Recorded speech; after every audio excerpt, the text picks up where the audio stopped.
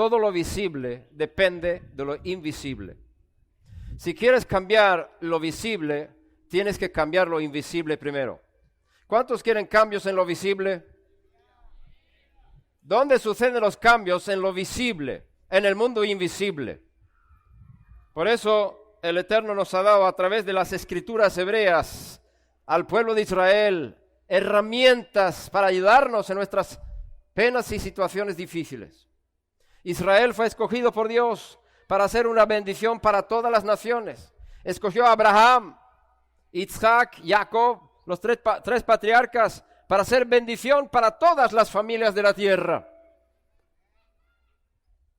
Y después de muchos años envió un ser nuevo, el único Hijo de Dios en su clase. Envió al mundo y él dijo: el Espíritu de Dios está sobre mí.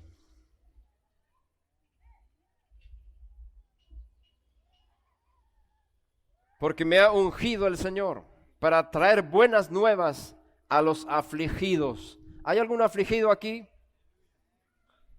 No hace falta levantar la mano. Hay buenas nuevas para los afligidos.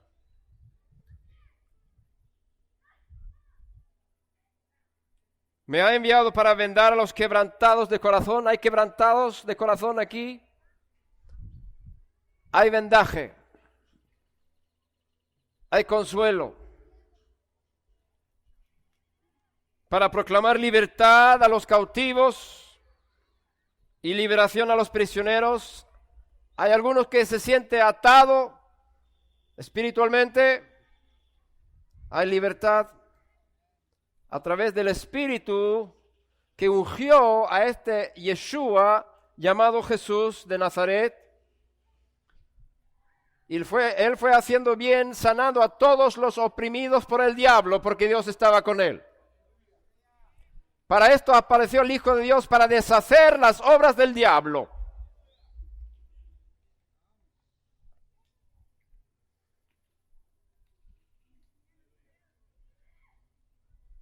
También está escrito que sin fe es imposible agradar a Dios.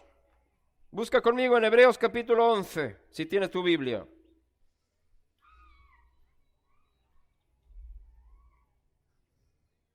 Versículo 6.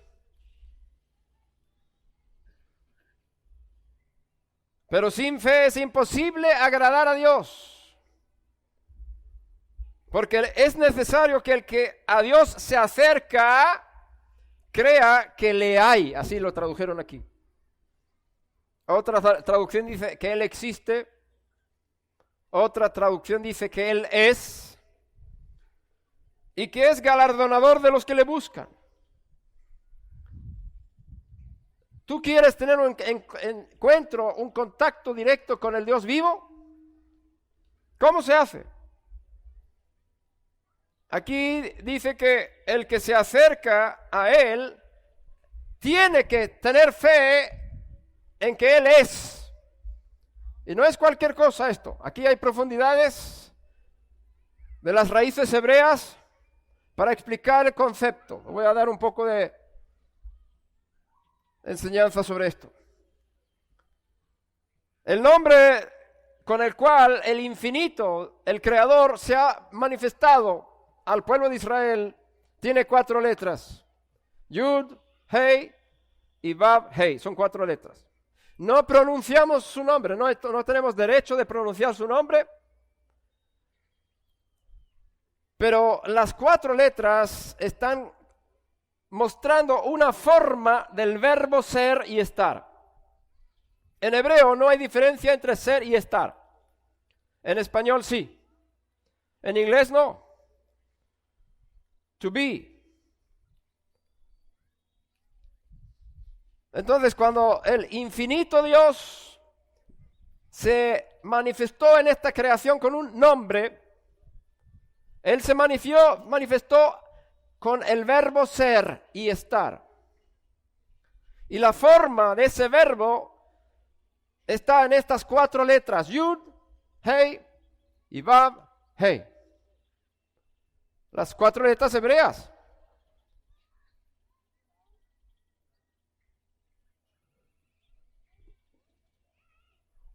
y tienen que ver con una presencia constante.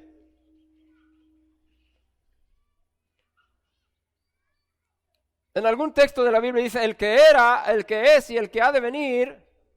Esa forma es una extensión de ese término, ese nombre. ¿Cómo explicarlo? La forma en la que está escrito este nombre significa que Él está presente en todo momento. Y para Él no hay pasado. Para Él no hay futuro, porque Él creó el tiempo. Porque como está escrito, en el principio creó Dios los cielos y la tierra. ¿En el principio de qué? En el principio del tiempo. Antes del tiempo no había tiempo. No había un antes y un después. En Dios no hay ningún antes ni un después. Él está en el pasado en este momento. Él está en el futuro en este momento. Para Él no hay diferencia. Pero Él está en un presente constante. También significa esa palabra, ese nombre de Dios, el que existe por sí mismo. El que no necesita nada para existir. Él es totalmente independiente. Él no necesita de nosotros. Nosotros necesitamos de Él. Él no necesita adoración. Él no busca adoración. Él busca adoradores. Él te busca a ti. ¿Por qué? Por ti, no por Él. Porque Él tiene interés en ayudarte, en bendecirte, en cumplir su propósito bueno contigo. Por eso Él está buscando hombres en todo el mundo. Y mujeres, niños y ancianos, que están dispuestos a entregar sus corazones a Él. A cumplir el propósito divino con sus vidas.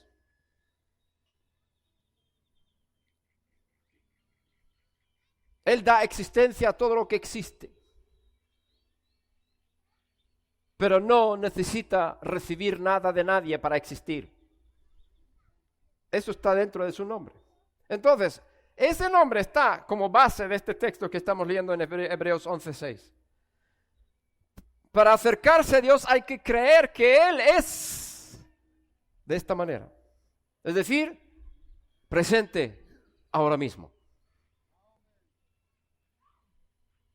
Muchos viven de los recuerdos del pasado, lo que Dios hizo en el pasado. ¿Se acuerdan de las cosas buenas que Dios hizo? Eso es bueno, claro que sí.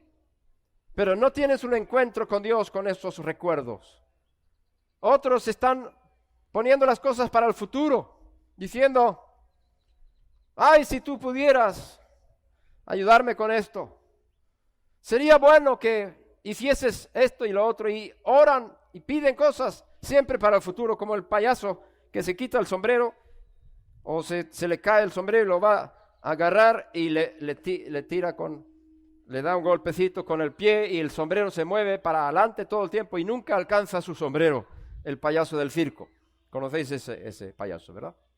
Así mucha gente está poniendo en el futuro las cosas que están pidiendo. Nunca alcanzan recibir ahora lo que están deseando para el futuro, para sus beneficios personales, su necesidad, lo que sea. ¿Cómo se escucha? ¿Hay distorsión? Está bien. Entonces, sin fe, es decir, sin confianza, sin convicción, es imposible agradar a Dios. Para acercarse a Dios en este mismo momento, es necesario creer que Él está aquí ahora mismo. Si tú le pones para mañana, no vas a tener el encuentro con Él. Él está en la mañana, pero tú no. Si pones a Dios en el pasado, tú no vas a tener un encuentro con Dios. Él está en el pasado, pero tú no. Tú estás en el presente. Si quieres tener contacto con el Dios vivo, tienes que vivir en el presente con Él, ahora y aquí. No lo pongas más allá del mar. El Dios del cielo también está aquí, no solamente en Israel.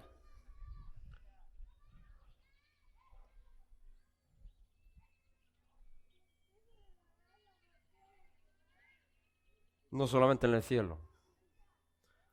Está escrito en el profeta Isaías que Él habita en las alturas, en lo santo, es decir, separado, totalmente lejos de toda creación, en una luz inaccesible. Nadie le ha visto ni le puede ver. Pero también vive en un corazón quebrantado y humillado. Son los dos lugares donde Dios habita. Tienes un corazón orgulloso, no hay lugar para Dios en tu vida. El Talmud dice que en el mundo del orgulloso no cabe Dios. Entonces, Él necesita de un corazón quebrantado para poder manifestarse. Si estás en quebranto, te felicito, porque estás cerca de Dios. Él te quiere ayudar donde estás. No ayer, ni mañana, ahora mismo. Él te quiere ayudar. Y para poder recibir esto hay que tener confianza en Él. Es imposible agradar a Dios sin esto. Tienes que relacionarte con Él ahora mismo. Por eso, Engels preguntó, ¿quién cree que Dios está aquí? ¿O estás aquí para escuchar una buena charla, para enriquecer tu conocimiento? ¿O estás aquí para tener un encuentro con el Dios vivo? Uno que tiene soluciones, buenas noticias para los pobres, a los afligidos, a los enfermos. Vienen buenas noticias, hay sanidad. Yeshua sanó a los enfermos, Jesús sanó a los enfermos y enseñó a sus discípulos a hacer lo mismo. Y luego dice, y vamos a leer esto en Juan capítulo 14, versículo 12. En verdad os digo, el que cree en mí, las obras que yo hago, Él las hará también. ¿Tú crees en Yeshua? ¿Crees en Jesús? ¿Estás seguro?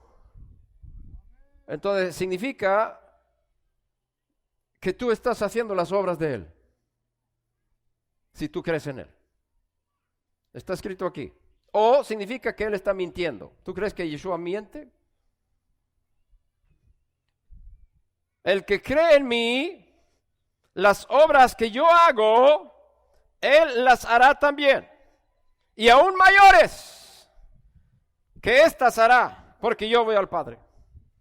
Leemos en los evangelios acerca de las grandes obras del Hijo de Dios, Yeshua, el Mesías de Israel. Grandes obras.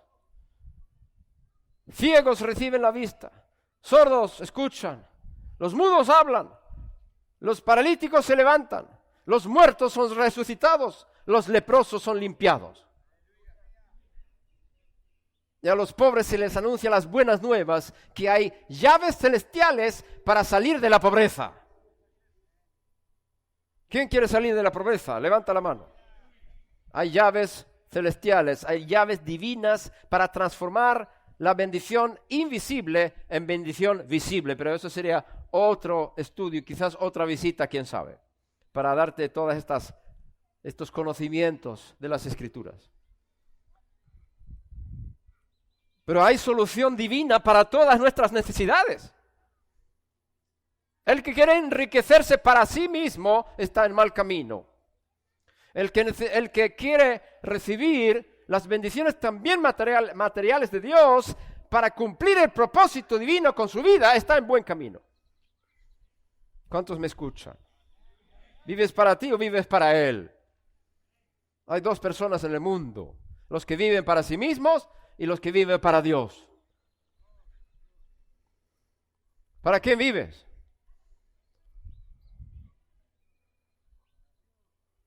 El que cree en mí, dice el Mesías, las obras que yo hago, Él las hará también.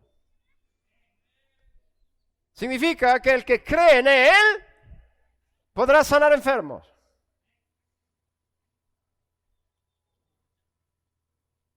¿Cómo se hace? Lo mismo que Él. Un discípulo es un imitador, no solamente de las cosas exteriores, sino de los motivos. de las motivaciones. Él dijo, yo no puedo hacer nada por mí mismo. Yo solo hago lo que veo hacer el Padre. Lo que hace el Padre lo hace el Hijo de igual manera. Y el Padre ama al Hijo y le muestra todas las cosas que Él hace. El Hijo hace las cosas que ve en el Espíritu que el Padre está haciendo. Yeshua no podía hacer ni un solo milagro por sí mismo. Podría haberlo hecho, Satanás le tentó para hacerlo. Si eres hijo de Dios, transforma las piedras en pan. Y dice, vete de mí, Satanás. No puedes utilizar los poderes de Dios para tu propio beneficio. Muchos lo hacen. ¡Ay de ellos! En el día del juicio.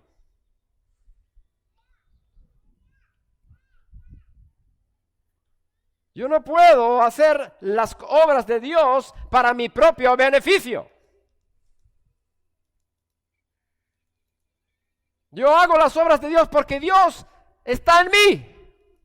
Es Él quien hace las obras, no yo. Y mayores obras que estas hará para que os maravilléis. Mayores cosas que estas veréis. Así habló el Mesías con sus discípulos. ¿Queremos ser sus seguidores? Cuando yo era niño, escuché a través de las Escrituras el llamado de Dios para mi vida de salir por el mundo entero, a hacer discípulos a todas las naciones. Todas las naciones. Hacer discípulos a todas las naciones. ¿Qué es un discípulo? Es un seguidor del Mesías. Un seguidor de un rabino. Entonces yo no hago discípulos para mí. Mi tarea es hacer discípulos para Él. Que sean como Él. Yo quiero ser como Él. Me esfuerzo todos los días para ser como Él. No solamente en lo físico, no solamente en lo que no es tan importante lo físico. Por eso no tenemos ninguna imagen de Yeshua, de Jesús. Además está prohibido. La Biblia dice, no te harás imagen de las cosas que están arriba en los cielos, ni abajo en la tierra, ni en las aguas debajo de la tierra. No te inclinarás ante ellas, ni las honrarás, porque yo soy el Señor tu Dios, que te sacó de la tierra de Egipto, de la casa de esclavos. El que hace imágenes se vuelve esclavo. Se inclina ante imágenes, es un esclavo, porque hay demonios que se meten en estas imágenes y las personas se vuelven esclavas. Por eso no sabemos cuál es el aspecto físico del Mesías, porque no es tan importante. El profeta Isaías revela algunas cositas, pero no mucho. No dice la altura, no dice si tenía barba roja, si tenía pelo negro, si tenía ojos claros. No es importante. Lo importante es lo que había en su corazón, el amor, la compasión, la entrega a la muerte en obediencia al Dios vivo. Y por su entrega a la muerte, Dios le resucitó al tercer día, bendito sea su nombre. Eso vale un aplauso por lo menos.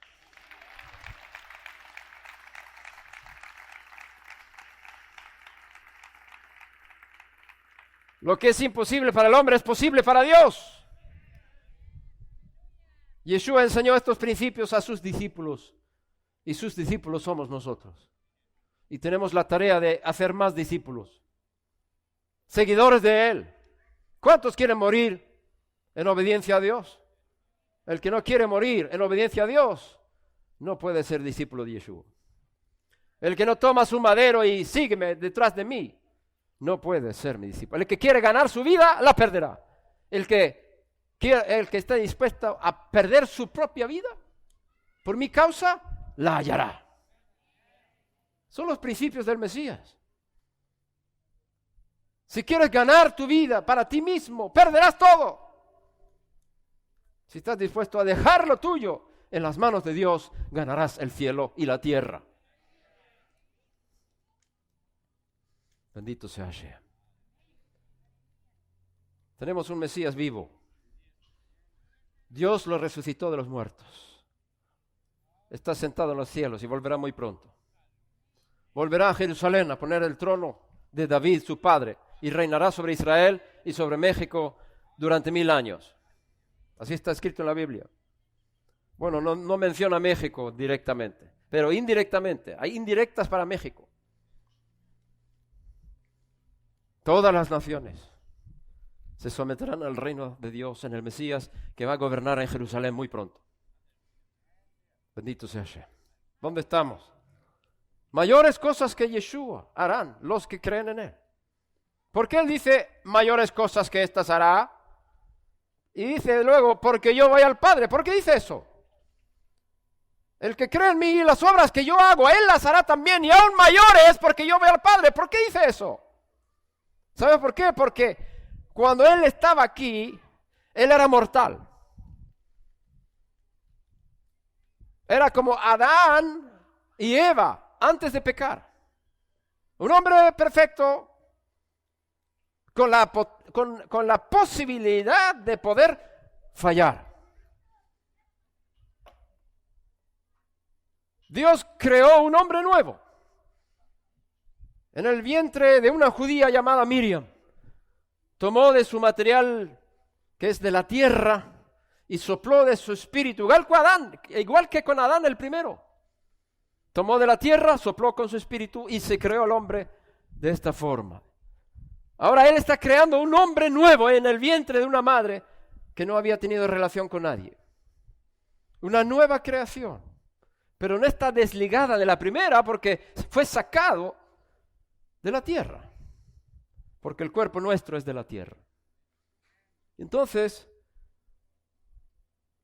Él era mortal, podía morir, no tenía pecado como todos nosotros.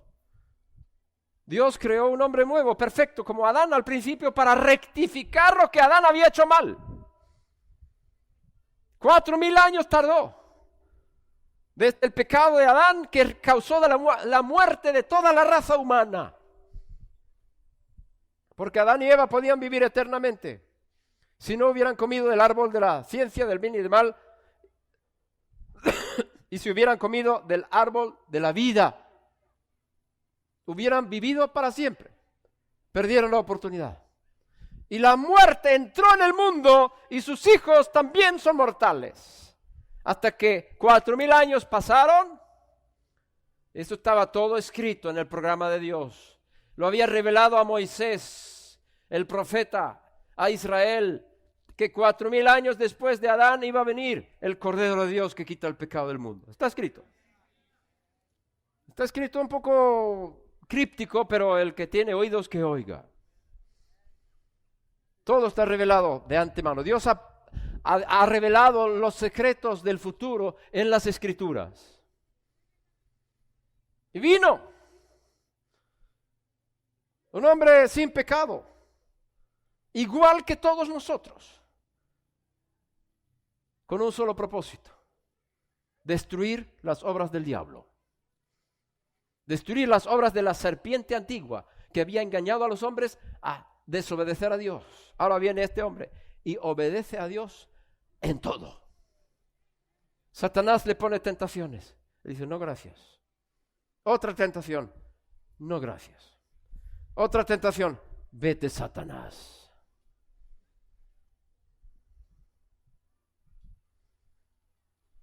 Y venció en todo momento sobre toda tentación. No hizo como Adán, cuando tenía hambre después de 40 días de ayuno, sin comer y beber, viene Satanás y le dice, mira, estas piedras se parecen al pan del Shabbat, ¿verdad? El jalá. Mira qué bonitas son. Y tú, que eres hijo de Dios, transfórmalas en pan. Es muy fácil, tú sabes. ¿Cuál fue la tentación de Satanás? Desconectar de Dios. Hacer las cosas por sí mismo. Beneficiarse del poder de Dios para sus propios beneficios. Sacar negocio de la religión. Eso es de Satanás. Él es experto en eso. Los verdaderos hijos de Dios no se benefician personalmente de los poderes de Dios. Tienen el corazón de Dios de ayudar a los necesitados, aunque tenga que costar sus propias vidas. Ese es el corazón del Mesías. ¿Qué hizo Dios? En la cena de Pesaj, de Pascua, la última cena con sus discípulos, cuando Él comió el cordero asado y recordó que esto es lo que voy a hacer yo voy a morir, yo voy a pasar por el fuego, voy a pasar por el infierno, voy a ser quemado en las llamas, como este cordero, y estaban comiendo cordero con hierbas amargas y panes sin levadura, como lo había mandado el Eterno. Y también estaban las 4 copas, introducidas por la tradición judía. Y Yeshua dice, yo no voy a comer este pan, ni esta Pascua, ni este cordero, hasta que lo coma de nuevo, ni beber de este vino, hasta que lo beba de nuevo en el reino de Dios cuando venga. Y Él sabe que esa noche va a haber un cambio importantísimo en su vida y en la vida de toda la humanidad. De igual que Adán el primero representa a todos los seres humanos. ¿Quiénes aquí estaban en Adán cuando él fue creado? ¿Quiénes estaban dentro de Adán cuando fue creado? Yo estaba dentro de él. Porque de él salió su hijo, y su hijo, y su hijo, y su hijo, y su hijo, y llegaron a mis padres que son descendientes de Adán y Eva. Y luego llegó a mí. Todos somos descendientes de Adán y Eva. Lo del mono es un mito. Falso. Propaganda ateísta que está engañando a muchos creyentes. Dios creó al hombre a su imagen y semejanza.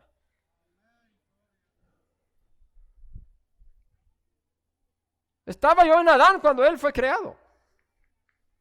Y él representa a toda la raza humana futura. Cuando él pecó, la muerte vino sobre todos sus descendientes. Y el rabino Shaul de Tarso, el apóstol Pablo, enseña estas cosas en la carta a los romanos. Que como Adán representaba a todos los seres humanos, como el primer hombre, hay un último hombre también, el Mesías, que Dios ha puesto como representante para toda la raza humana. Y él dice, si uno muere por todos, todos mueren.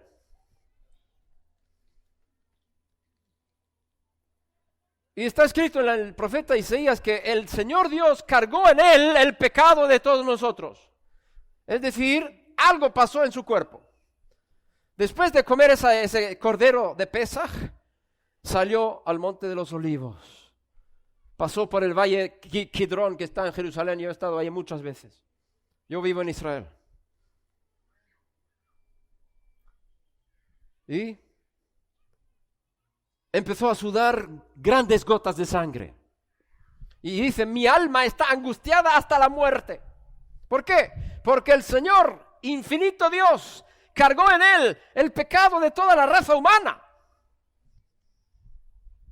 Todas las porquerías que hemos cometido, la carga, la culpa, la responsabilidad de esos pecados se metieron en su cuerpo.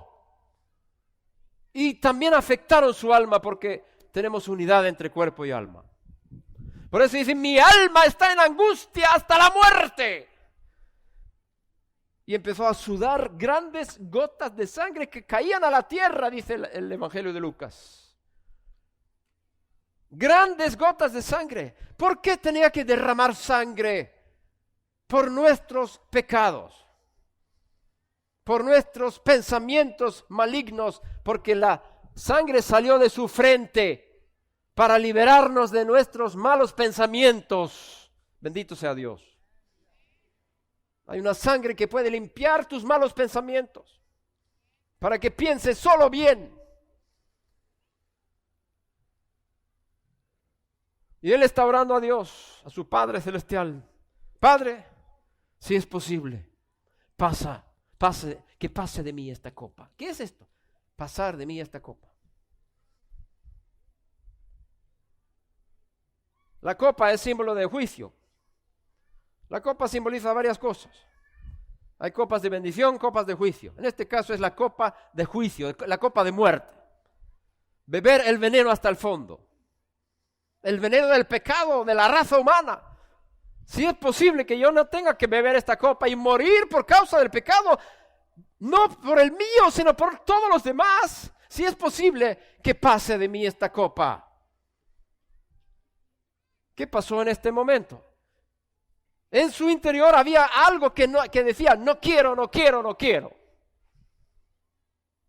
¿Sabes que ese algo eres tú y yo?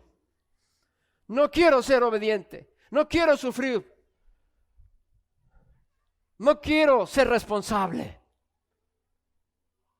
Nuestra rebeldía estaba en él. No había en toda su vida anterior una división entre su voluntad y la voluntad de Dios.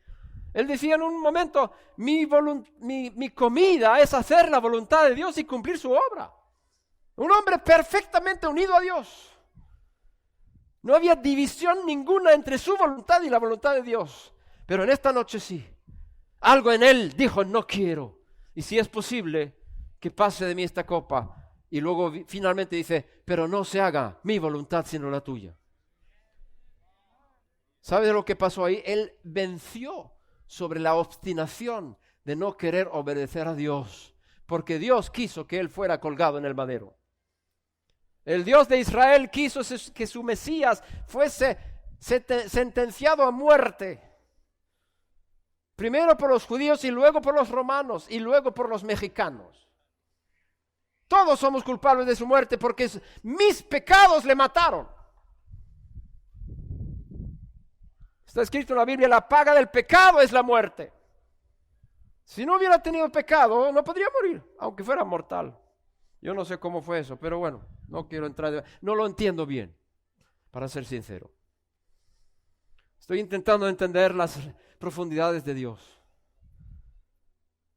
Lo cierto es que él sometió la obstinación, sometió el no querer y dijo a Dios, no se haga mi voluntad, en el sentido de no querer, sino la tuya, en el sentido de sí querer morir y tomar esta copa, tomar esta maldición y ser responsable de lo que hicieron los demás. Un discípulo del Mesías se hace responsable de los errores de otros.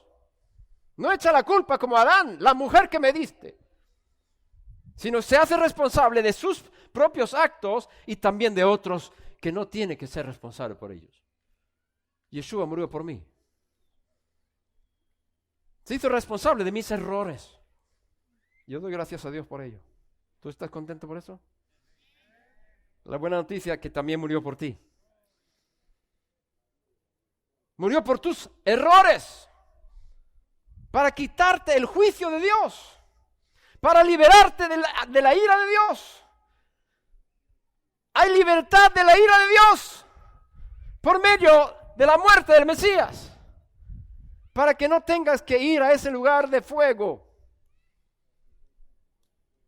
que Él fue en lugar nuestro. Él llevó nuestra culpa. El castigo de nuestra paz cayó sobre Él, dice el profeta. Y por su llaga fuimos nosotros sanados. Por su llaga fuimos nosotros sanados. Agradó en él cargar en él. Vamos a leerlo para que no me equivoque en la cita. Isaías 53. Porque a veces me falla la memoria. Busca en Isaías 53. Y vamos a llegar a la respuesta a la pregunta. No pienses que me he olvidado. Seguro que tú te has olvidado. ¿Qué pregunta puso? Ya no me acuerdo. La vamos a repetir y la vamos a contestar. Está escrito en Isaías capítulo 53, versículo 10. Pero quiso el Eterno, el Señor, Dios Todopoderoso, quebrantarle. Quiso Dios quebrantarle, sometiéndole a padecimiento. Cuando Él se entregue a sí mismo como ofrenda de expiación, verá a su descendencia, prolongará sus días y la voluntad del Señor en su mano prosperará. Debido a la angustia de su alma, Él lo verá y quedará satisfecho. Quiso Hashem, el eterno Dios, quebrantar a Yeshua sometiéndole a padecimiento. Es decir, si él no hubiese cargado en él el pecado del mundo, nosotros tendríamos que ser totalmente responsables y sufrir las consecuencias del pecado nuestro. Él sufrió en mi lugar para librarme de la ira de Dios sobre el pecado, para ofrecerme el perdón de mis pecados. Este es el Evangelio. Estas son las buenas nuevas. Ahora, ¿por qué Yeshua dijo, aún mayores que estas hará porque yo voy al Padre? Cuando murió por nosotros, murió como hombre mortal. Al tercer día, en el tercer día, Dios le resucita de los muertos. El Espíritu eterno divino entra en su cuerpo y le da vida, y ahí se crea una nueva persona, como está escrito: si alguno está en el Mesías, nueva criatura es. Las cosas viejas pasaron, y aquí todas son hechas nuevas. También está escrito: he aquí que vivo por los siglos de los siglos, y tengo las llaves de la muerte y del Sheol, del reino de los muertos. Él no puede morir. Él no puede morir. Él tiene una vida indestructible. Así está escrito en la carta a los Hebreos. Una vida indestructible. Esa es la vida de la resurrección. Esa vida entra en nosotros cuando nacemos de nuevo. Escucha lo que estoy diciendo porque es la respuesta a la pregunta. ¿Cómo un discípulo de Yeshua puede hacer mayores obras que él? Dice, porque yo voy al Padre. ¿Qué tiene que ver? Mira, él hablaba esto antes de morir. El que cree en mí, las obras que yo hago, él las hará también, porque yo voy al Padre. Con otras palabras, cuando yo muera, voy a ser resucitado y se va a crear una nueva persona, el segundo hombre, una nueva raza humana que es eterna, indestructible, que ya no es mortal. Es por la resurrección del Mesías. Y como él fue no solamente resucitado, sino también transformado, elevado, ungido en el cielo con el óleo del Espíritu de Dios para ser rey y sacerdote en las esferas superiores, esa unción celestial para el rey y el sumo sacerdote celestial en el templo de Dios en el cielo, ese aceite, esa unción, ese espíritu bajó a los discípulos de él en Hechos capítulo 2, en el día de Pentecostés, en el día de Shavuot, 50 días después de la resurrección. Es decir, el equipamiento de los discípulos del Mesías después de la resurrección era muy superior al que tenían antes de su muerte y resurrección. Por supuesto, los discípulos de Yeshua también sanaban a los enfermos. Él los envió de dos en dos y les dio poder sobre toda enfermedad y toda dolencia y para expulsar demonios. Y ellos salieron a predicar el reino de Dios. ¿Saben lo que es el reino de Dios? Es donde Dios gobierna. Donde Dios decide las cosas, no nosotros. Donde decimos nosotros, no se haga mi voluntad sino la tuya. Ahí está el reino de Dios.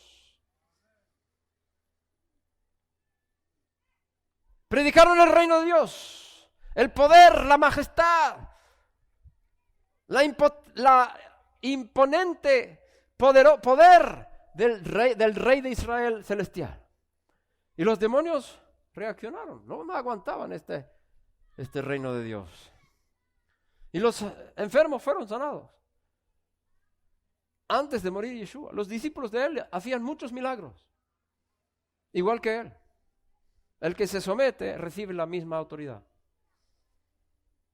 El que se somete recibe poder. El que se somete puede resistir al diablo y huirá de nosotros. El que no se somete no puede resistir. Entonces, después de la resurrección, los discípulos del Mesías reciben un poder mayor que tenían antes. ¿Por qué? Porque es el mismo poder que el indestructible tiene en el cielo. Toda la plenitud de la deidad mora, habita en él corporalmente. Así dice el apóstol Pablo. Shaliach Shaul. Y esa plenitud está en nosotros. Si nacimos de nuevo. ¿Cuántos nacieron de nuevo? Hay un poder impresionante dentro del que ha nacido de nuevo. Es espiritual, es invisible de momento. Pero se manifestará también físicamente, porque todo lo que hay en el mundo espiritual se manifestará también en lo físico. Primero lo espiritual, luego lo físico. Lo que tienes en tu interior se manifestará en tu cuerpo, pero se puede manifestar también ahora, hoy y aquí. Está escrito, el que puede hacer mucho más de lo que pensamos o pedimos, según el poder que opera en nosotros. A Él sea la gloria, por siempre jamás, en la congregación, en el Mesías Yeshua. Amén y amén. El que puede hacer más de lo que pedimos o pensamos, según el poder que opera en nosotros. Di a tu vecino, tengo poder dentro. Di a tu vecino, yo tengo poder dentro. Más de lo que yo puedo pensar o pedir. Eso no fue mucha convicción aquí que pasó ahí. Eso está escrito en la Biblia. Es porque no hemos rumiado los textos que tenemos problemas con estas cosas. Llegó el día del cambio. ¿Cuántos quieren sanar enfermos? Unos cuantos. ¿Dónde está el poder? Está en el cielo. Está en el Mesías. ¿Dónde está el Mesías? ¿Solo en el cielo? ¿O está también dentro de ti? Si alguno no tiene el Mesías, no es de él. Si alguno no tiene el espíritu del Mesías en su interior, no es de él. Necesitan nacer de nuevo. Todo aquel que tiene el espíritu del Mesías tiene el poder del cielo dentro de sí. Di a tu vecino, hay mucho poder dentro de mí. Pero no estamos hablando de nuestra capacidad humana.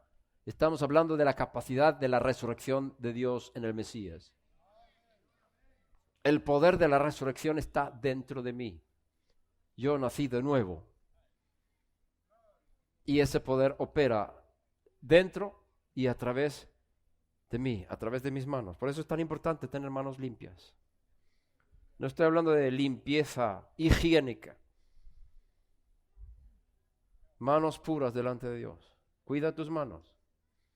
No las metas donde no tienes que meterlas, porque son instrumentos de transmisión de poder de Dios. Y si hay impureza en tus manos, estás cortando el brazo de Dios. Dios quiere operar a través de ti. Él quiere que seas y yo sea un discípulo del Yeshua resucitado, que dijo, el que cree en mí, las obras que yo hago, él las hará también, porque yo voy al Padre. Y cuando voy al Padre, enviaré el Espíritu. Y cuando recibiréis el Espíritu, me seréis testigos. Y seréis equipados con poder de lo alto. Todo es posible para Dios. Y todo es posible para el que cree. No estamos hablando de una fe humana, de entrenar los músculos, de decir, yo ahora creo, yo creo. No funciona así. Es una convicción, una confianza en lo que Dios ha dicho. Como Él lo ha dicho, Él es fiel, yo confío en Él. Y si Dios me muestra algo, Él es fiel para operar. Si nosotros colaboramos con Él, somos colaboradores de Dios, colaboradores de Dios. ¿Quién tiene dolor en su cuerpo aquí? Levanta la mano. Dolor, dolores, muchos dolores. ¿Quieres ser sanado? ¿Quieres que se te quite el dolor? ¿Tú crees que Dios está aquí ahora?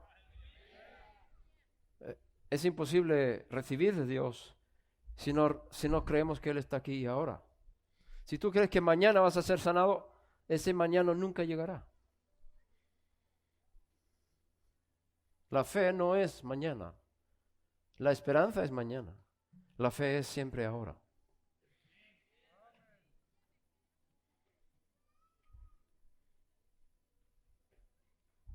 Trajeron a un paralítico a Yeshua,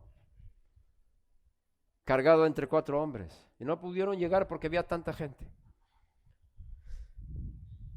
Y subieron por el tejado y quitaron las cosas que había, abrieron el techo y lo bajaron por el techo delante de él. Y está escrito, cuando vio la fe de ellos, dijo al paralítico, levántate y anda. La fe de ellos, no de él. 4 personas creyeron para la 5ª persona. Unidad, amor, cooperación, desata el poder de Dios. Y él dice al paralítico, tus pecados te son perdonados. Y había unos escribas que conocían bien las escrituras, conocían los conceptos de Dios, eran los mejores de Israel. Y decían, este blasfema. ¿Quién puede perdonar pecados sino solo Dios? Y Yeshua dice, ¿por qué estáis discutiendo? ¿Qué es más fácil decir, tus pecados te son perdonados o levántate y anda a un paralítico? ¿Qué es más fácil? Para un mentiroso es mucho más fácil decir, tus pecados te son perdonados, ¿verdad? Pero si eres veraz, si eres la verdad, no puedes decir eso sin saber que es verdad. No puedes ser hipócrita si eres un siervo de Dios. Tienes que decir siempre la verdad. ¿Qué es más fácil decir tus pecados te son perdonados o decir levántate y anda? ¿Qué es más fácil? Pero para que sepáis que el Hijo del Hombre, no dice el Hijo de Dios, el Hijo del Hombre tiene autoridad delegada del cielo para perdonar pecados. Te digo, paralítico, levántate, toma tu cama y vete a tu casa. Y se levantó delante de todos. Para que sepáis que Dios ha delegado a sus hijos, a sus siervos fieles que no buscan lo suyo, la autoridad de hablar en su nombre. Te digo, levántate, anda. Y se levantó delante de todos. Y dieron gloria a Dios que había dado tanto poder a los hombres. ¿Cuál es el poder? Poder para perdonar y poder para sanar. Tienes esos poderes. ¿Perdonaste al que te había hecho daño? ¿Cuántos conocen la oración del Padre Nuestro? ¿Quién no la conoce? Perdónanos nuestras deudas como nosotros perdonamos a nuestros deudores. Pueden ser otras palabras, ¿no? Las traducciones son un poco diferentes. Perdónanos nuestras ofensas o deudas, así como nosotros perdonamos a nuestros ofensores. Perdóname mis pecados, papi, Dios, como yo perdoné a fulano y fulana que me hicieron tan mal. Baruch Hashem. Así que si nosotros no perdonamos a los que nos han ofendido, Dios no puede perdonar nuestros pecados. Si yo no perdono al que me haya ofendido, Dios no puede perdonar mi pecado. Así que el obstáculo número 1, escucha bien lo que estoy diciendo y procura escucharme a mí. El obstáculo número 1 para recibir de Dios es la falta de perdón. Si tú no perdonas al que te hizo la ofensa, Dios no te perdona tus pecados. Y si tienes pecado delante de Dios, es muy difícil recibir de Dios. Por eso era más importante que este hombre paralítico recibiera el perdón de sus pecados. ¿Qué fue más importante? ¿Ser sanado en su cuerpo o recibir paz en su alma? El Mesías le vio la necesidad más importante. Sus pecados le impedían la relación íntima con el Dios vivo. Y como había humildad, quebranto, él pronuncia la palabra: Dios te ha perdonado tus pecados. Él habló como profeta. Él habló como profeta.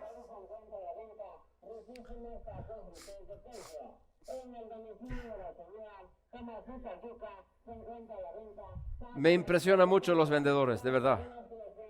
Son fantásticos. Transfórmale en un pescador de hombres, Padre. Que vaya por el mundo entero a predicar las buenas nuevas.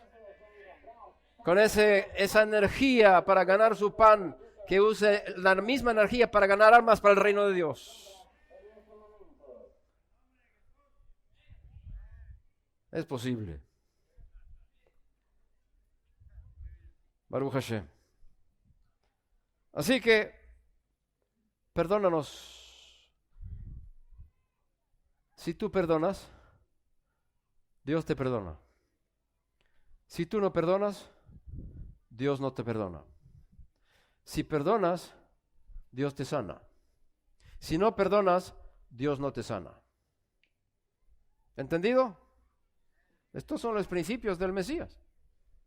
Así que lo primero que tienes que hacer es sacar la amargura y el rencor de tu corazón. Porque muchos están enfermos precisamente por eso, que no perdonaron. Han venido cientos y cientos delante de mí y veo en su cara: esta persona no perdonó. Y le pregunto: ¿perdonaste a todo aquel que te ha hecho daño? No. ¿Quieres perdonar? No puedo, porque me hizo tanto daño. No es cuestión de poder, es cuestión de querer. Y escucha, el perdón no es una emoción, es una fuerza de voluntad. Si quieres perdonar, Dios te ayuda. Toma el primer paso y Dios te hará el resto en tu corazón. Y aunque no sientas compasión con esa persona, puedes tomar una decisión de perdonar delante de Dios. Es una decisión calitativa de una voluntad, no de sentimientos. Y dices: yo perdono a fulano de tal o fulana de tal por lo que me ha hecho. Y yo pido que lo hagamos ahora. Si quieres perdonar, lo haces porque quieres, no porque sientes. Supera tus sentimientos, igual que Yeshua en el Getsemaní. Los sentimientos decían: yo no quiero morir, yo no quiero sufrir tanto, pero no se haga mi voluntad sino la tuya. Sometió sus sentimientos también a la voluntad de Dios. Así que perdona porque quieres y mantente en esa voluntad de haber querido perdonar y Dios te va a respaldar. Vamos a orar. Padre Celestial, yo perdono a todo aquel que me haya hecho daño. Di eso con tu boca. Yo perdono a todo aquel que me haya hecho daño.